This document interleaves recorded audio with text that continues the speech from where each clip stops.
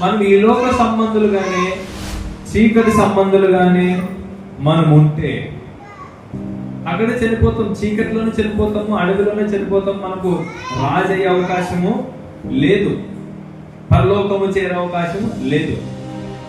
అదే మనము యేసుక్రీస్తు ప్రభు వారిని గురి పెట్టుకుంటే, యేసుక్రీస్తు ప్రభు వారిలో ఉండి ఆ గురిని మనం, ఆ యొక్క గమ్యాన్ని చేరగలిగితే ముందున్నవన్నీ కూడా మనకు దీవెనలే, ఆశీర్వాదాలే.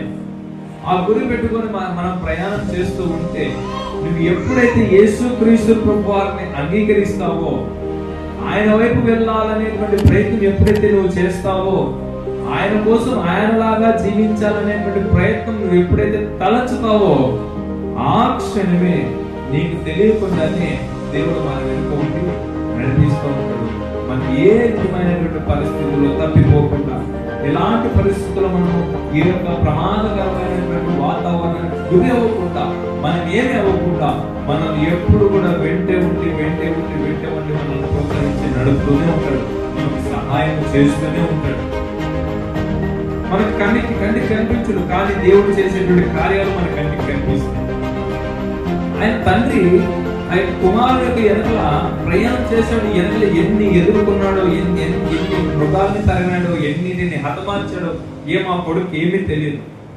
మన వెనుక మనము ఈరోజు జీవిస్తున్నామే, కానీ దేవుడు మన వెనుక ఎంత క్రియ చేశాడు, ఎంత పని చేశాడంటే, ఏ ఒక్క దురాత్మ నిన్ను ముట్టకుండా, ఏ ఒక్క సమస్య నిన్ను ప్రాణము తీయకోకుండా, ఏ ఒక్కరు నిన్ను ఇబ్బంది పెట్టుకోకుండా, ఏ సమస్య నీ మీదకి పడి నిన్ను హింసించకుండా ఉండడానికి దాని వెనకలు ఎంతో క్రియ, ఎంతో శ్రమ దేవుడు మన వెనుక ఉంటే నడిపిస్తున్నాడు.